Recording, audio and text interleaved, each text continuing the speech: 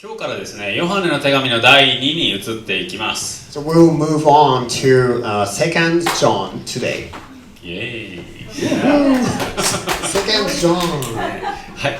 第2ヨハネはですね、1章しかない非常に短い手紙です。So 2 John has only one chapter. 今日はこの手紙のですね、挨拶部分から真理に根ざした愛というタイトルでお話ししていきます。So we want to look at the introduction part of this book, and we will talk about love in the truth. 1節と2節だけ、非常に短いですけど、すごく深い意味があったので、ちょっとそこからお話しします。So today we actually only look into verse 1 and 2, only 2 verses. この手紙のですね、読むと分かるんですけど、冒頭にはまず送り主と宛名が書かれています。So when you start reading, as you can see, there is the writer, sender, and the receiver. それがこちらですね。長老から選ばれた婦人とその子供たちへ。So it says, the elder to the lady chosen by God and to her children. ここにはですね、送り主は長老とだけ書かれて、名前は書かれていないんですね。So apparently the sender is the elder. けどこの手紙のですね、内容とかその書くスタイルとかからですね、これは当時教会の長老であったヨハネが書かれたというふうに考えられています。But it said that because of the position and that the church situation, the author is John, who was the elder of this church. 長老とはですね、教会の指導者的な立場を担っている人たちのことを言いますね。So elders are the leaders of a church. この私たちの教会ブリッジシティにも長老がいます。So our church, Bridge Church, we have elders. ちなみにですね、ちなみにというか、現在この教会では6名長老がいます。So currently we have 6 elders at そん this なにいる church. のって思うかもしれません。Oh, we didn't know that. そのね、長老をですね、まず、何人かはこの教会開拓した時に私たちを送り出した監督教会のメンバーです。So some of the elders are the actually member of our parent church, the sending church in US. その中の一人はですね、この教会の監督教会であるマナハウスチャーチの今リードパスターをされているデリル牧師です。So one of them is Pastor Daryl. He is the lead pastor of Manor House Church. マナハウスからですね、世界中に多くの宣教師とか教会開拓者が送り出されているんですね。So this Manor House Church, our sending church, they have many missionaries to all over the world. 非常に大きな教会ですので。So it's a massive church. その、教会開拓者の一人が私と妻ですね。So one of the ones who was sent were myself and my wife. デリル牧師はですね、そのような、教会開拓者とかね、宣教師とかの、教師的な立場でもあります。So Pastor Daryl, he is in a position of teacher, mentor of us, like the missionaries. このヨハネもですね、彼も、そういったある意味ですね、地域教会の長老というよりはいろいろな多くの教会を指導するそのような立場であったと考えられます。So in the same way, John at the time was looking after many churches, and he was in the position of teaching the pastors of each church. ヨハネはですね、この手紙をこちら選ばれた婦人とその子供たちへ書いたとされていますね。So John wrote this letter to the lady chosen by God and to her children. これは特定の個人に宛てた手紙では実はないんです。But this is not written to some specific person. これはヨハネのですね、独特な表現です。So it's one expression that John used. それは教会と教会に集うクリスチャンたちのことだと考えられます。So actually this refers to the church and the Christians who gathered in the church.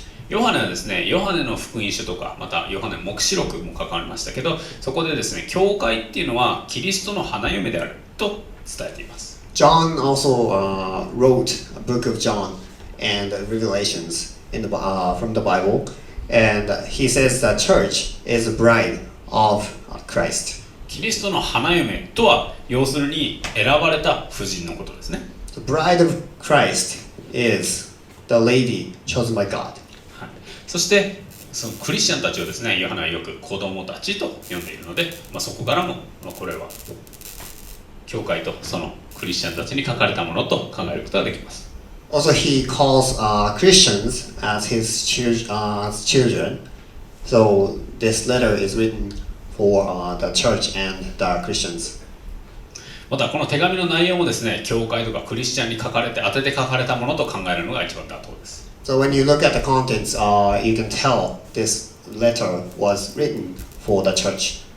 なので、この手紙をですね、今回私たちに当てて書かれたものとして皆さんにも受け取ってもらいたいなと思います。So as we learn this session, we want to look at this letter as a letter that is written for each one of us.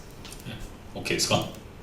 Are you ready? はい。なのでちょっとお隣の方にこの手紙あなたに書かれてますよって一応リマインドしておいてください。So tell your neighbor, remind your neighbor, it's written for you. ね、はい。ちゃんとね覚えておいてください。では、じゃあここに書かれた私たちに書かれたその手紙の内容を見ていきたいと思います。So let's look at the letters for us. 今日はですね、ポイント2つしかありません。Today we only have 2 points. 別に手抜きをしたわけじゃないですね。I didn't spend enough time. 一生懸命やった結果2つなので、ちょっと勘弁してほしいと思います。As much as I made effort this week, and we have 2 points only. はい、まず1つ目のポイントは真理を知るです。The first point is know the truth. ではまず1節読みます。Let's look at the verse 1. 長老から選ばれた婦人、その子供たち。私はあなた方を本当に愛しています。私だけでなく真理を知っている人々は皆愛しています。The elder to the lady chosen by God and to her children, whom I love in the truth, and not I only, but also all who know the truth.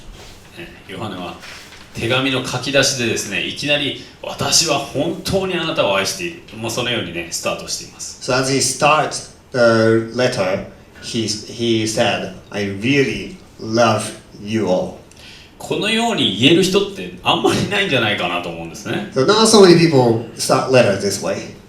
誰か、恋人に書くならまだしもね、家族とかに私は本当にあなたを愛してますって書き出す人ってあんまりいなくないですか？ Maybe when you're writing a love letter to your partner, but when you write letter to your family, for example, this is not like a usual start. 日本人はね、特にその自分の気持ちをストレートに伝えるのが苦手と言われていますので、なかなかこのようにね、表現するのは難しいのかなと思いますけど。Especially for Japanese people, we are usually not good at expressing our emotions. 最初ね、アメリカに行った時、ね、普通の例えば男性とか「I really love you」とか言われると最初すごいびっくりしましたよね。So when I first went to US, and my guy friends would tell me like, "Oh, I really love you," and that kind of like freaks me out. どういう意味なんだろう。What does that mean? ね、だからなかなかね、その日本人の考え方ちょっとこれは新しいのかな、新しいというかちょっと違うのかと思うんですけど。So there's a little bit gap for Japanese custom. ただですね、この日本語訳のですね、本当に愛しているっていうのはちょっとニュアンス的にね、ちょっと違うんじゃないかなっていうふうに感じています。But I feel the word love they use here. Not the love, 本当に。Really loving the truth. The nuance is slightly different. 英語だとですね、truth、その真理っていうふうに書いてますけど、日本語訳だと本当にっていうふうに訳されてますね。So in English it's love in the truth, but in Japanese translation it's kind of like I really love you. そう、本当に愛してる、really love you っていう、すごく感情的な言葉ですね。So Japanese translation seems a bit more of an emotional driven. でもちょっとですね、なんか I really love you っていうとちょっと嘘っぽくにも聞こえたりもするわけですね。And sometimes saying I really love you sounds you're lying.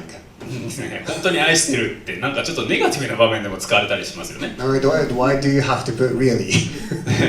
なんかね、私のこと本当に愛してるのねとかね、本当に愛してるよとかね、そういう感じの使い方。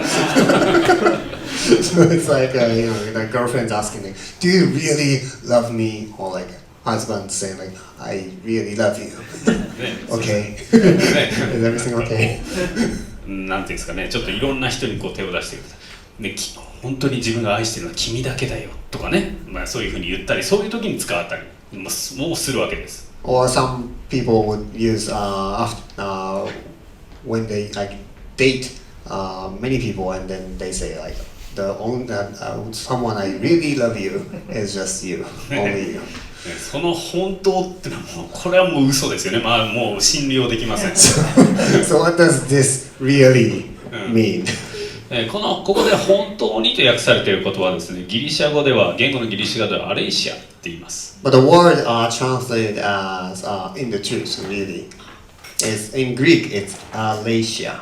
その意味は英語でも訳されているように真理です。So as it is in English, the aletheia means in the truth. ですからヨハネはですね、まずここで最初に私はあなた方を真理に基づいて愛していますと言ってるんですね。So what John is saying here is that I love you based on the truth. 決してこれは感情的なものではないということがそこから分かります。So this is not an emotional statement. 私たちの感情っていうのはいつも、ちょっとね結構揺れ動いたりしますよね。一定ではありません。And our emotion always change up and down. その感情の海に左右されているとしたらですね、とてもこの愛っていうのは永遠の愛っていうふうには呼べませんよね。So if love is affected by our emotion, there is no true love, real love. しかし真理に根ざした愛っていうのはこれは変わることがないものです。But if when the love is based on the truth, then this is unchangeable.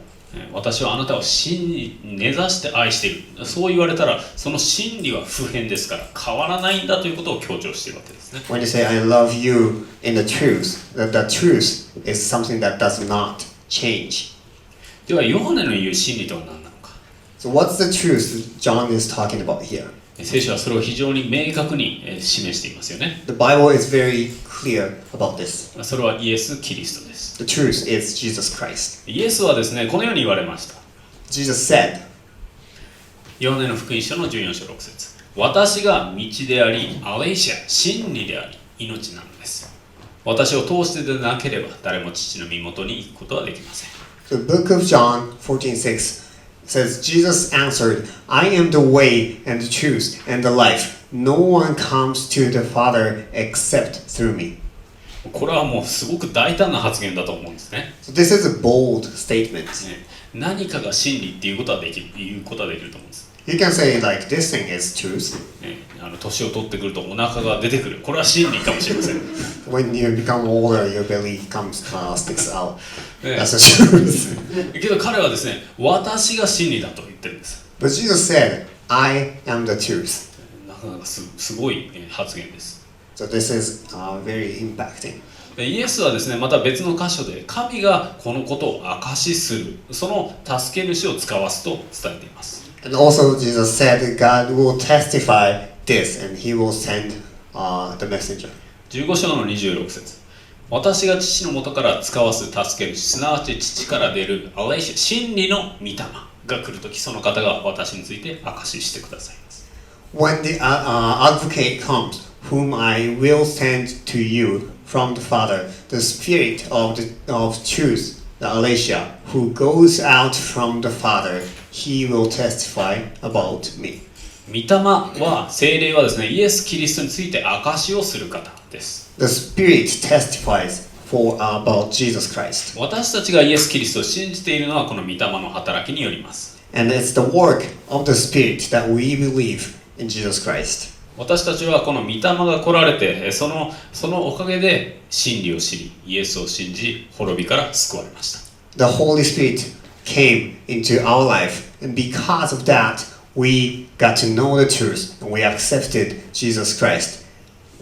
ですから私たち教会、またクリスチャンもこの真理を愛を持って御霊によって証しするべきです。So our church needs to testify this truth, this very truth, by the Spirit. もうそんなこと何度も聞いてる知ってますってもしかしたら言うかもしれませんけど So maybe you've heard this multiple times. けどとてもこれが重要だと思います、But this is still very important. ひょんなことからですね教会に行ってそこで真理のこの福音を聞いてイエスを信じた永山太さんという方の証を一つ紹介したいと思います。 So I want to share one testimony of this man, Futoshi Nagayama. He got to go to church by a very interesting story.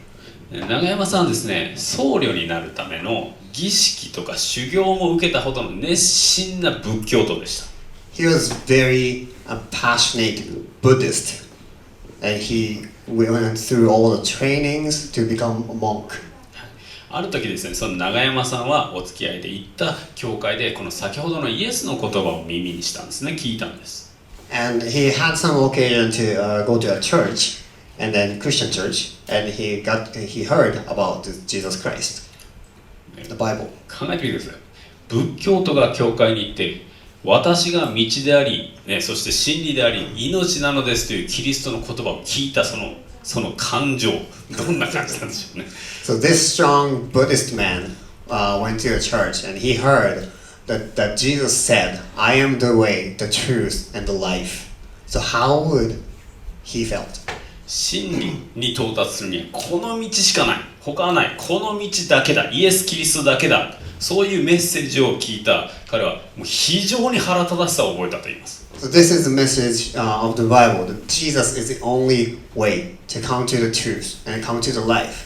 And he at the time got really angry. 永山さんはですね確かに真理というものは一つであるそう信じていました。 So he believed that truth should be there should be only one truth. けどそこに至る道っていうのはもういくつもあっていいんだそういうふうに考えてたんですね。 But he also believed that there are many different ways to get to the truth. この考え方っていうのは多くの日本人に共通するものだと思うんです。 And this is actually common for many Japanese people. ね、何でもいいんだよ神道でも、ね、仏教でも私たちは何でも受け入れます、ね、それはどれも真理につながってますそういう考えますそういうふうに考えることは非常に多いです。 So there's an idea, the common way to think that the Buddhism is fine, Shinto is fine, but whatever you believe in will will reach to the truth. いわゆる和の精神というものですね。 So it's the spirit of sharing. ね、和ですね和なんて言うんですね訳すんでしょうね。で、けどもうそれをですね聞いた永山さんはいやこのクリスチャンこの一つしかないこの頭でっかちのこいつらの信仰というのを論破してやるそうやってですね考えて聖書を学び始めたんですね。 So this man, when he heard the Christian believe that this is the only way, and he wanted to argue back to Christians, so he started studying about the Bible. と同時にですね仏教では死後の世界に対する教えというものが2つあるということに気がついたんです。 And as he started studying, he realized in the Buddhism teaching there are two different ways of two different ideas about the life after death これ面白いなと思 in うんですけ Buddhism. どこちらですね仏教における死後の世界 Life after death in Buddhism ね。まず他力本願というものがあります。 So there's one is rely on others. これはですね南無阿弥陀仏聞いたことあります？南無阿弥陀仏と唱えると極楽浄土に行けますよっていう教えです。 So this is a teaching, the belief that when you say or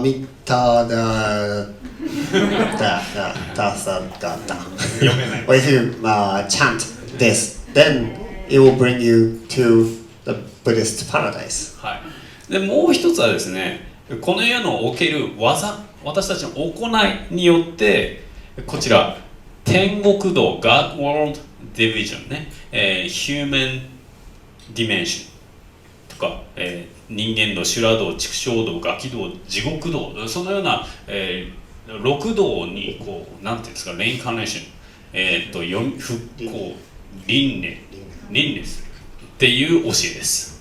And the other idea is self-reliance, So based on how you live your current life, there are 6 different ways to that you would reincarnate, incarnation of the 6 realms.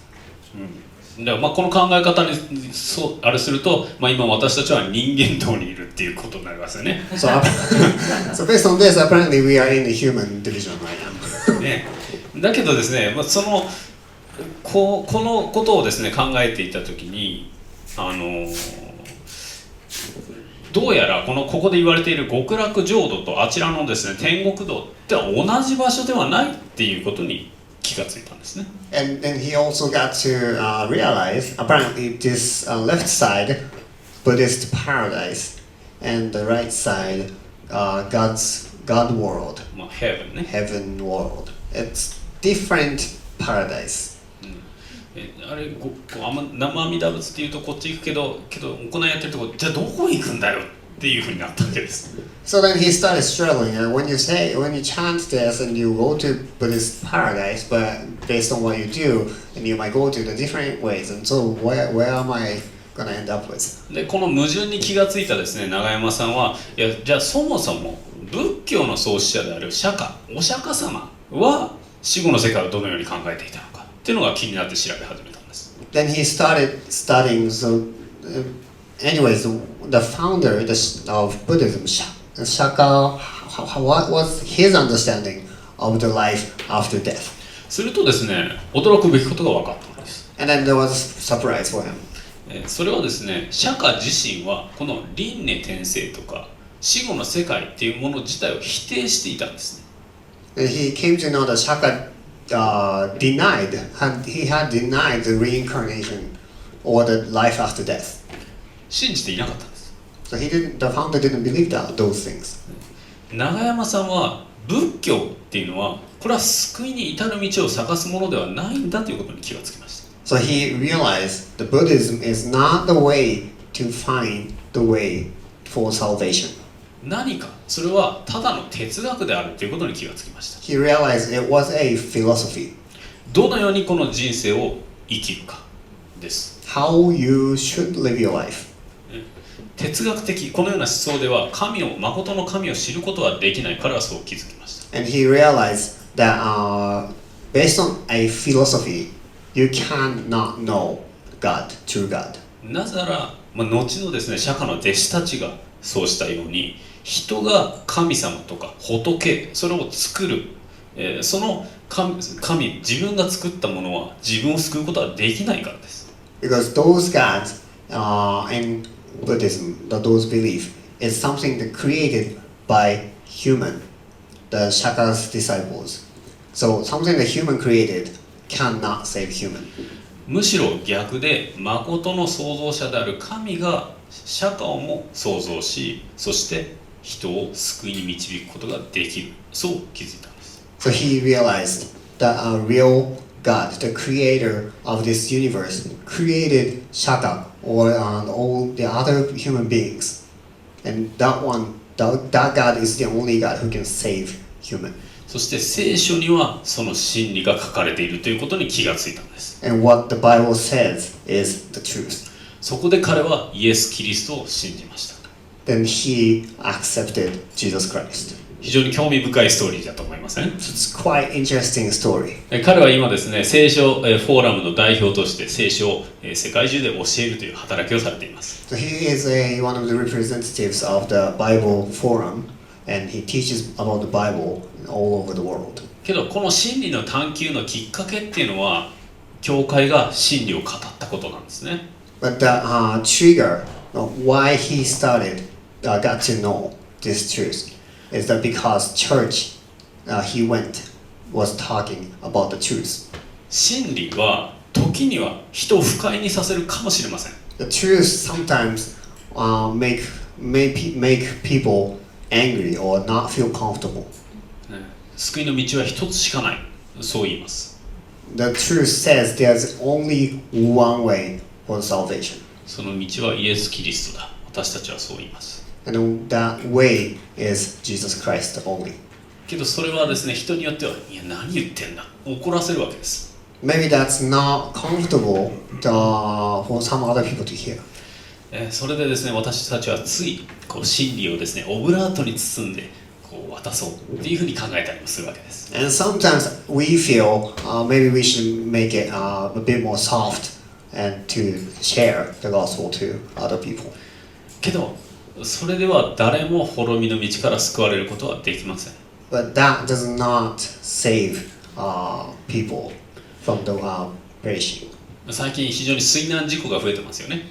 So recently I hear many water accidents.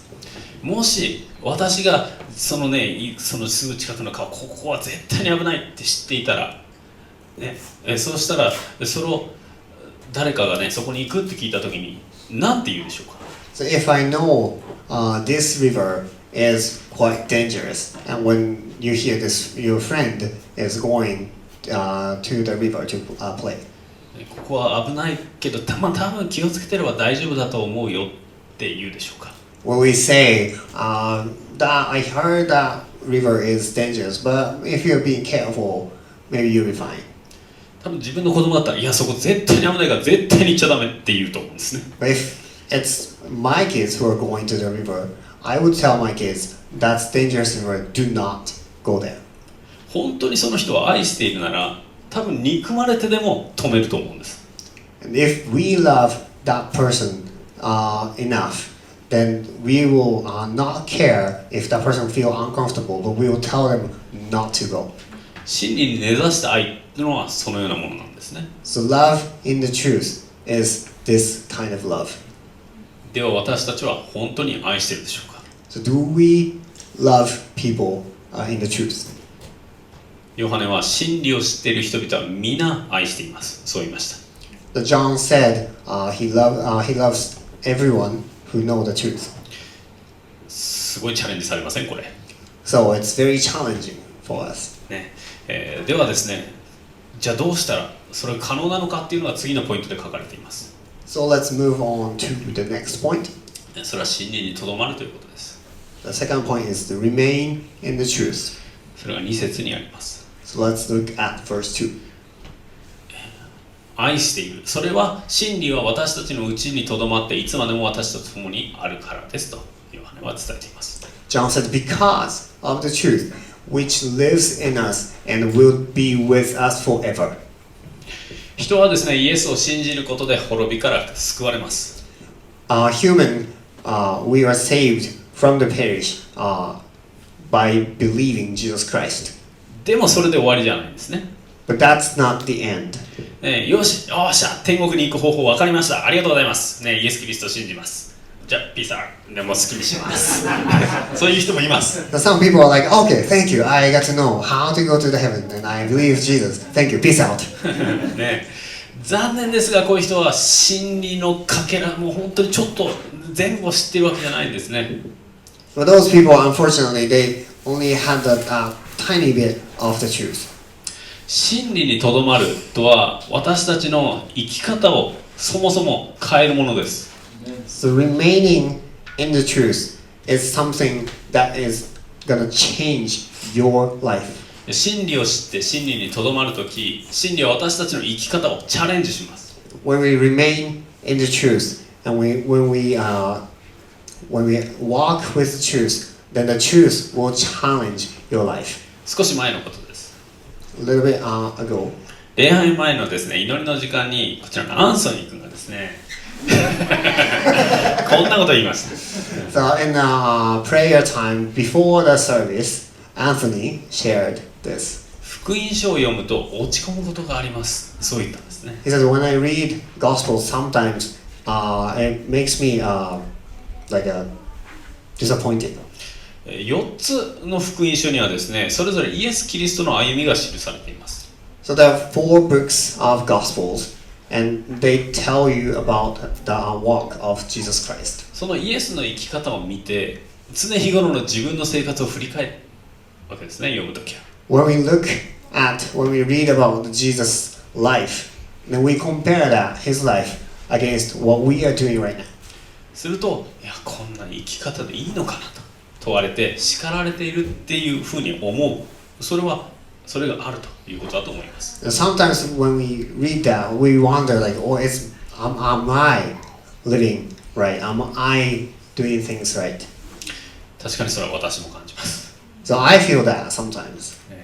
福音書だけじゃなくて聖書全体を読んでもそう思います。So anywhere in the Bible, sometimes you feel like God is telling you or scolding you about something you do. それはこの聖書を神からの言葉、つまり真理であると受け止めているからですね。Because we believe, we know the word in the Bible is the truth. 真理にとどまる人は聖書を読むと必ずちょっと叱られているように感じることがあるわけです。When we remain in the truth, then when we read the Bible, sometimes we feel the Bible is trying to collect you. けどそれと同時にですね、強く励まされることもあるんですね。But at the same time, there are times that the Bible encourages you. イエスやヨハネやパウロ、彼らの生き方を見て、真理にとどまっている人ってこんな風に生きるんだ、そう見るわけですね、私たちは。We read how Jesus lived his life, or John, or Paul. Then we see these people live their life this way. そしてそれを見て、こういう生き方もすることができるんだ。そのような希望と可能性を私たちはそこに発見することができます。And we find the hope that we can live like them. いや、今は確かにちょっとね、ずれてるかもしれない。けど、真にとどまっている人たちはこのように歩める。だから自分もこう生きれるっていうのを私たちは学ぶことができます。We can learn, maybe we are not there right now, but when we remain, as we remain in the truth, then we can live like they did. トータのね、トータ君の奥さんのレネーさんはよくこう言っていました。So, Tota's wife, Renee, she said, 私はブロークンファミリー、壊れた家庭で生まれ育ちました。So she said that I was from a broken family. けど神様に出会って健全なその家庭を築くことができるという可能性と希望をそこに見つけました。But I met God and I found the hope that I can build healthy family. そして今大変だけど神様の知恵とその導きによって健全な家庭を築いている。The life is not easy, but giving health of Bibles and His wisdom, God's wisdom, I am building a healthy family. これが私の証です。そう言ってますね。So this is my testimony, as she said. 真理に出会うということは今までの自分の立ち位置だとかね、考え方、価値観、生き方、それを揺さぶらそのような経験につながっていくと思います。So when we face the truth, then it shakes the foundation we have built by our own. 私は昔はまさに放蕩息子ね、兄さんも言ってました。放蕩娘みたいな感じでした。So maybe some of you I was just like the prodigal son in the Bible. けど今私はこのように生きることができるという希望を見出した。それが真理です。But I found the way to live like this right now, and this is the truth. そして真理にとどまるとき、その生き方は私のものになる。それを信じています。And when we remain in the truth, that lifestyle becomes my lifestyle. 真理に出会うとは私たちの土台が崩れ去る、そんな危険性があります。So facing the truth, it might completely destroy the background, the foundation we built. けどそれと同時に新しい可能性と希望を見出す、そんな経験です。But at the same time, we found new hope and new potential in our lives. それが神様の狙いだと思います。And that's God's will. 神様は私たちの中にですね、イエス・キリストというその真理の愛を土台を据えて、その上に新しい家を建ててほしい、そう願っておられるわけです。Because what God wants us to have as a foundation is something not shakable, and it is Jesus Christ. イエス・キリストが示された愛っていうのは夫婦関係とかですね、友人関係とか全ての人間関係の土台となるものです。So Jesus showed the love for us that can become the foundation of our relationship with our partner or our friends or our family. 例えば夫婦にはですね、このように言われてますね。For the married couple, he said, 教会がキリストに従うように、妻も全てにおいて夫に従いなさい。It says, now as the church submits to Christ, so also wives should submit to their husbands in everything. ほとんどのですね、奥さんたちはこの言葉を聞くと嫌な顔をするんですね。Most of the wives gives a weird facial expression when we read this verse. でもね、次の御言葉を聞くと少し安心されます。But let's go to the next verse. 夫たちよ、キリストが教会を愛し、教会のためにご自分を捧げられたように、命を捨てたようにあなた方も妻を愛しなさい。It continues. Husbands, love your wives, just as Christ loved the church and gave himself up for her. 夫はアウチっていう感じですよね。Every husband says, ouch. 妻のために全てを捧げるようにそう言われています。So we give in everything for our wives. だからといってですね、奥さんはこれを見て、あ、ほら見て、夫は全部自分の給料を私に与えないといけないんだよっていうわけではないと思うんで。It doesn't necessarily mean like specifically for like that all the paycheck needs to go to the wife. けどうちの家庭ではね、言ってますけどね。Might be the case of my household, but that's alright. はい。けどこの真理にですね、根ざした愛というものをお互いに示すならば、必ず夫婦関係は良くなると思います。But it's not one-way work. It's both sides needs to show the love in the truth to each other. また友のためにはこのように書かれていますね。For our friends, Bible says. これはキリストの言葉です。人が自分の友のために命を捨てること、これよりも大きな愛は誰も持っていない。Jesus said, greater love has no one than this, to lay down one's life for one's friends. このような利他的でまた犠牲的な愛、それが、犠牲を厭わない愛がですね、真理に根ざした愛、そう言えると思います。So this selfless and sacrificial love is the love in the truth. もし、今皆さんがその自分の人間関係の中で何か問題があると、するとしたらですね、ぜひこのことを考えてほしいと思います。So if you can think of some relationship issue with other people, that I would like to think. キリストは私たちがクリスチャンではない時に、まだ神様を信じてもいない時に自分の命を捨てられました。The Christ, He gave His life before we believed in Him. 聖書の言う完全な人っていうのは勉強ができるとか仕事ができるとかそういう人のことではありませんね。The perfect man in the Bible is not someone who can study very well or know many things. 愛において完全な人のことを言います。That means the perfect man is someone who is perfect in love. きっと他人を愛するという面ではですね、みんな私たちはどこか欠けてる部分がきっとあると思うんです。So in terms of loving others, no one is perfect. 多分、ね、誰もここのいる人は私は愛において完全であると言わないですよね。言わない。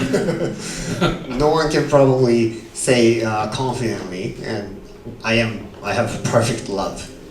このように私たちは真理を学ぶと自分のその欠点、欠けている部分、そこに気づくことができます。When we learn the truth, we found the missing piece that we have. けどそこで落ち込む必要はないですね。But we do not have to be disappointed. それと同時にですね、真理を知るとき、神の愛、それは私たちを完全に捨ててくれるんだという希望を見出すからです。Because when we know the truth, we also know that God's love makes us perfect.